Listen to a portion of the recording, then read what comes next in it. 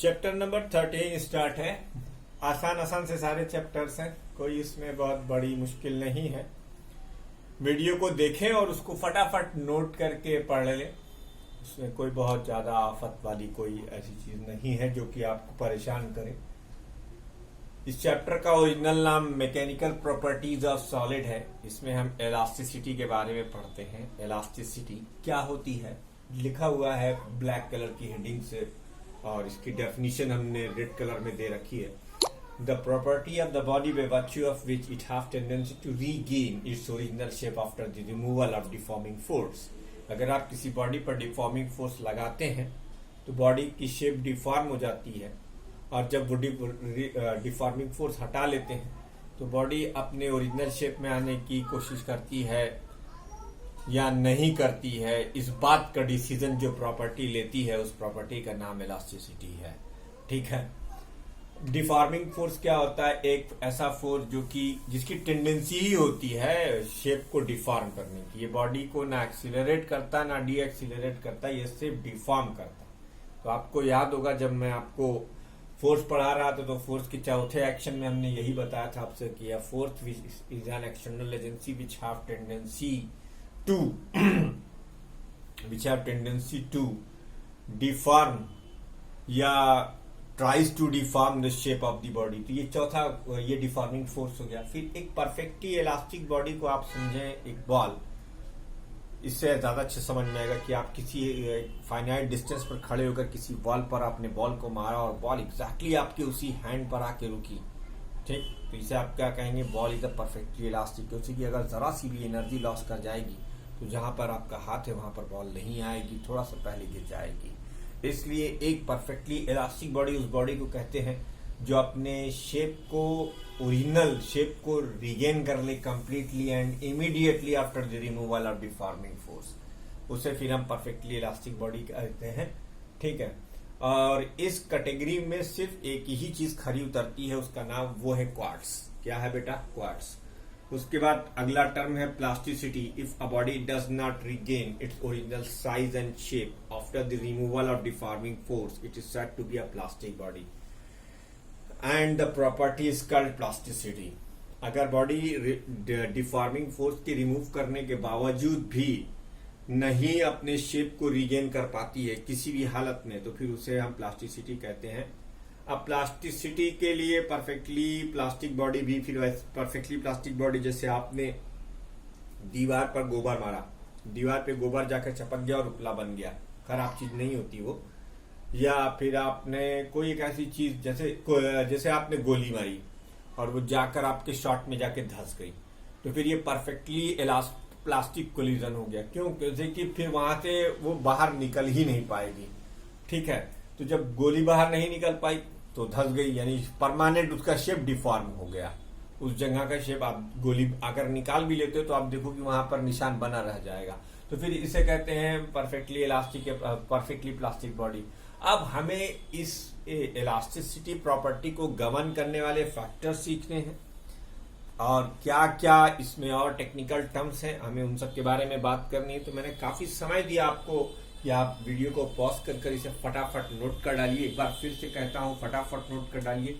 अच्छा, एक बात याद रखिएगा, दुनिया में कोई भी बॉडी ना परफेक्टली प्लास्टिक हो सकती है, ना कोई बॉडी परफेक्टली इलास्टिक हो सकती है।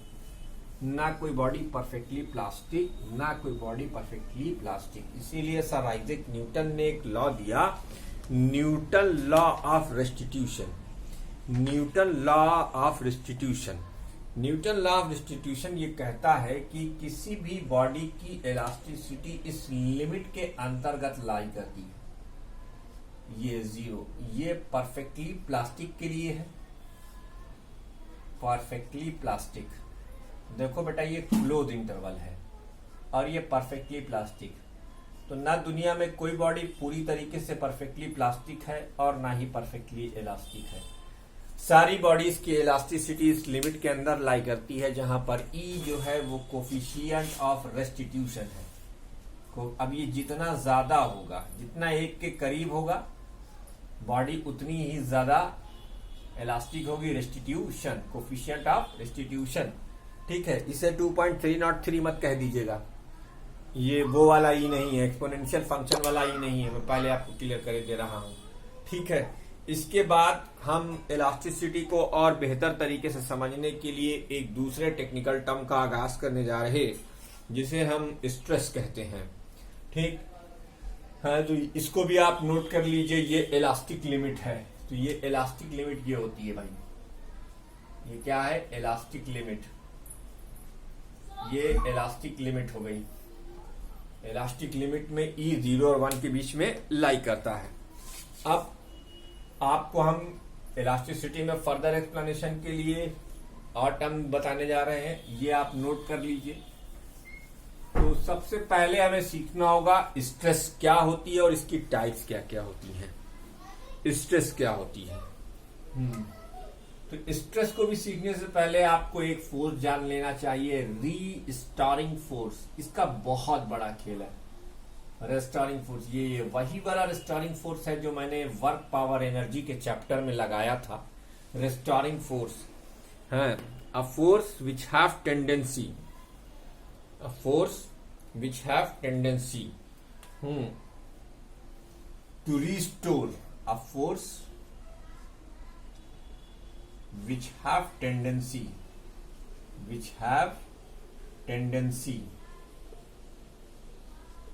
to restore the original shape and size, original shape and size, original shape and size of the deformed body। जब तक बॉडी डिफॉर्म नहीं होगी तब तक रेस्टोरिंग फोर्स, या अपनी जगह से हिलेगा नहीं तब तक रेस्टोरिंग फोर्स रोल में नहीं आएगा। Deformed body is known as restoring force. इसको रेस्टोरिंग फोर्स कहते हैं। क्या है ये, रेस्टोरिंग फोर्स। अब आप जान गए कि रेस्टोरिंग फोर्स क्या होता है। ठीक है, अब हम डिफाइन करेंगे अपना एक टेक्निकल टर्म, स्ट्रेस। स्ट्रेस देखो बड़ी कॉमन सी चीज है, जैसे आज ही तुमको बहुत ज्यादा स्ट्रेस है। क्यों? क्योंकि कि मंडे को तुम्हारा फिजिक्स का पेपर है। अब वीडियो तुमने देखी नहीं, हालत खराब हो रही, क्योंकि मंडे को पेपर है। आज है फ्राइडे इवनिंग, बज रहा है शाम का 8:30, 7:30 या 6:30। तो दिमाग में एक तरीके का अल्टीमेट प्रेशर है कि यार अभी इतने चैप्टर बाकी हैं। तो ये जो आप दिखाते हैं कि आज बहुत स्ट्रेस है मेरा दिमाग, बहुत टेंशनाइज्ड है मेरा दिमाग, तो उंगली दिखाते हैं ना, तो जब फोर्स को पॉइंट आउट कर दिया जाए तो फिर वो स्ट्रेस बन जाती है। जब फोर्स को पॉइंट आउट कर दिया जाए यानी यूनिट एरिया पे लगा दिया जाए तो फिर वो स्ट्रेस बन जाती है। Depending upon the situation stress 3 type की हो सकती है। हम तीनों को एक अलग अलग डिफाइन कर देते हैं। स्ट्रेस 3 टाइप की हो सकती हैं। There are 3 type of stress. There are 3 types of stress. Stress की 3 टाइप्स हो सकती हैं। नंबर 1, पहली टाइप की स्ट्रेस देखिए क्या होती है, टेंसाइल स्ट्रेस। बेटा ये लंबाई के अकॉर्डिंग अगर लगाओगे तो टेंसाइल स्ट्रेस होगी।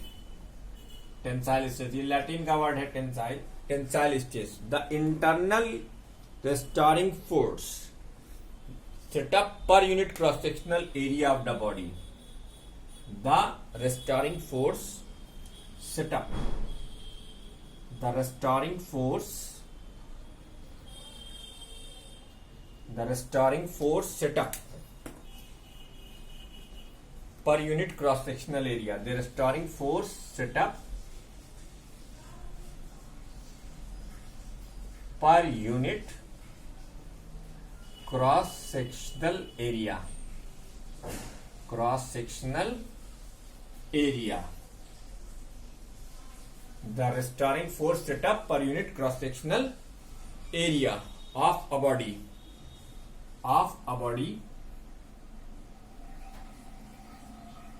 when the length of the body, when the length of the body increases. अच्छा, अगर यही डिक्रीज करेगी रिस्टोरिंग तो डिफॉर्मिंग फोर्स क्या होते हैं, इसको कंप्रेसिव स्ट्रेस भी बोलेंगे। तो चलो लिख लेते हैं, इफ डिक्रीजेस लेंथ अगर डिक्रीज कर जाए, if decreases then called compressive stress, then called compressive stress. Compress का तो मतलब आप समझते ही है ना, कंप्रेसिव स्ट्रेस, ठीक। Compressive, if decreases then called compressive stress. Length of the body increases in the direction of the deforming force, in the direction of the deforming force, in the direction of deforming force, deforming force। अगर जिस direction में आपने deforming force लगाया है उसी direction में length increase कर जाए तो टेंसाइल स्ट्रेस, और अगर इंक्रीज कर जाए पर यूनिट एरिया तो फिर वो कंप्रेसिव स्ट्रेस हो जाती है, ठीक है। Deforming force is known as tensile stress, is known as tensile और लॉन्गिट्यूडनल, अलोंग द लेंथ है ना, इसीलिए इसको क्या लेंगे, लॉन्गिट्यूडनल स्ट्रेस, ये लॉन्गिट्यूडनल स्ट्रेस कहलाती है। The restoring force set up per unit cross sectional area of a body when the length of the body increases in the direction of deforming force is known as tensile और longitudinal stress, ठीक है, is known as longitudinal stress. तो longitudinal stress का formula, longitudinal stress का formula ये होता है applied force divide by area of cross section, ठीक। तो उसी की जितना आप फोर्स अप्लाई करोगे उतना ही इंटरनल रिस्टोरिंग फोर्स डेवलप्ड होगा। तो इसलिए applied force is equal to internal restoring force होगा, और internal restoring force per unit area along the length is known as tensile और कंप्रेसिव, टेंसाइल स्ट्रेस और लॉन्गिट्यूडनल स्ट्रेस। ये स्ट्रेस, ये पहले टाइप की स्ट्रेस हो गई, टेंसाइल स्ट्रेस। बेटा वीडियो को पॉज कर ये पूरा नोट कर डालिए। जब आप इसे नोट कर चुके तो आगे बढ़ते हैं हम। अब हम आपको बताते हैं उसके बाद हम आपको बताते हैं हाइड्रोलिक स्ट्रेस। हाइड्रोलिक स्ट्रेस, हालांकि हाइड्रा का वर्ड आपने सुना होगा बायोलॉजी में या केमिस्ट्री में, पानी के लिए यूज किया जाता है। तो यहाँ चूंकि मामला वॉल्यूम से है, इसलिए हम भी हाइड्रोलिक स्ट्रेस का इस्तेमाल कर रहे हैं। क्योंकि हमारा लेना देना पानी से नहीं, हमारा लेना देना वॉल्यूम से है। वॉल्यूम से लेने देने होने की वजह से हमें हाइड्रोलिक स्ट्रेस इस्तेमाल करना पड़ रहा है। तो सेकेंड टाइप की स्ट्रेस जो है वो हमारी क्या है, हाइड्रोलिक स्ट्रेस और बल्क स्ट्रेस। इसको बल्क का मतलब ही होता है वॉल्यूम, बल्क स्ट्रेस, या एक और इसको नाम दे सकते हो तुम वॉल्यूम स्ट्रेस। मैं किताब एक कही थी, हम तीन नाम दिए दे रहे हैं, बल्क और वॉल्यूम स्ट्रेस, ठीक। If a body is subjected, अब इसकी डेफिनेशन क्या होगी, if a body is subjected to a uniform force, if a body is subjected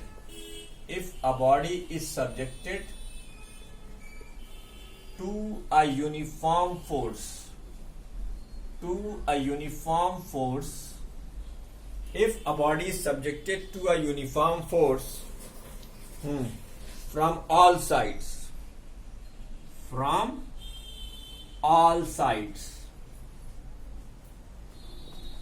then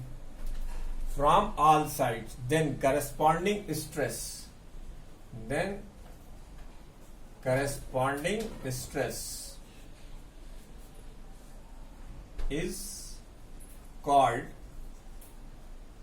hydraulic stress, hydraulic और बल्क स्ट्रेस। एक अंदर की बात बताता हूं, ये जो होता है ये प्रेशर होती है। क्या होती है भाई, प्रेशर। ये एक तरीके से प्रेशर है। हाइड्रोलिक नहीं, हाइड्रोस्टैटिक लिख लो, हाइड्रोस्टैटिक, हाइड्रोस्टैटिक लिख लो, ज्यादा अच्छा रहेगा। हाइड्रोस्टैटिक हो सकता है तुम्हारी किताब में इसको बल्क स्ट्रेस कहा गया हो, या हो सकता है वॉल्यूम स्ट्रेस कहा गया हो। तो ये जो हाइड्रोस्टैटिक स्ट्रेस है, इसको तुम देखोगे तो ये हाइड्रोस्टैटिक स्ट्रेस ये प्रेशर के बराबर होती है। अब प्रेशर जो तुमने 9th में पढ़ा था वही वाला प्रेशर, कौन सा? Force upon area, normal area. क्या? तो हर तरफ से, चारों तरफ से अगर लग रही है तो फिर ये हाइड्रोस्टैटिक स्ट्रेस और बल्क स्ट्रेस और वॉल्यूम स्ट्रेस। तीसरे टाइप की जो स्ट्रेस है वो टेंजेंशियल या शेयरिंग स्ट्रेस है। अभी सिर्फ टेक्निकल टर्म जान लो, जब हम अभी इसकी जरूरत हमें पड़ेगी तब हम वहां इसको करके भी दिखाएंगे। टेंजेंशियल और sharing stress,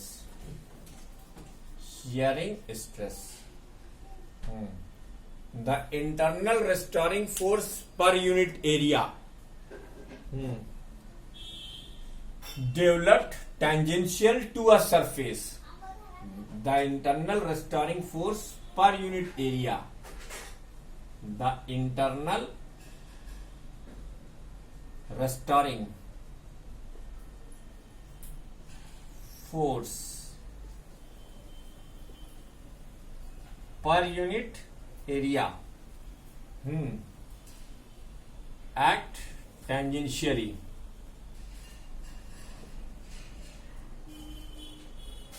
to an object, then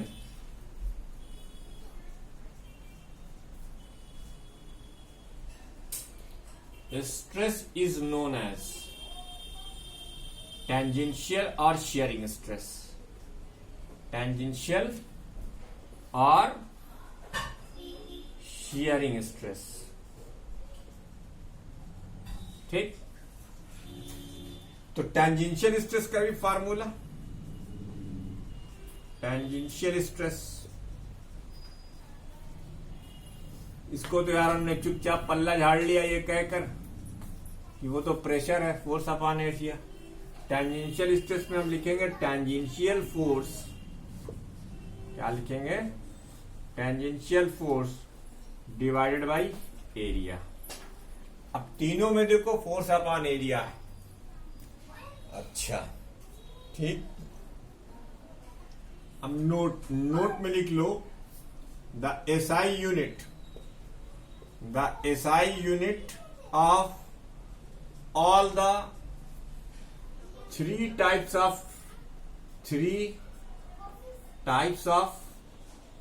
stress is newton per metre square. ठीक, ये नोट कर लीजिए आप। तो ये 3 टाइप की स्ट्रेस होती है। जब आप डिफॉर्मिंग फोर्स लगाते हैं तो कोई बॉडी डिफॉर्म हो सकती है अलोंग द लेंथ, कोई बॉडी डिफॉर्म हो सकती है चारों तरफ से, कोई बॉडी सिर्फ टेंजेंशियल डिफॉर्म हो सकती है।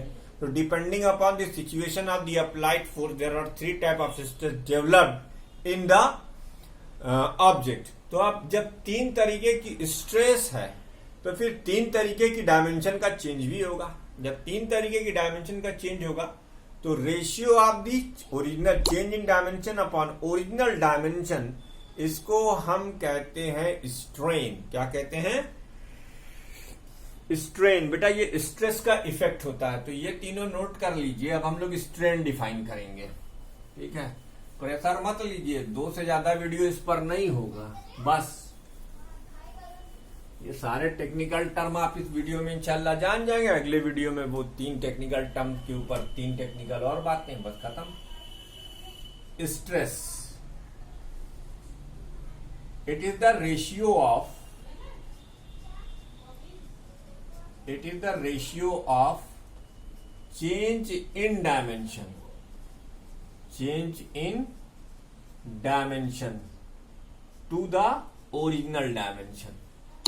अब यही फर्क बताता है कि स्ट्रेन तीन टाइप की हो सकती है।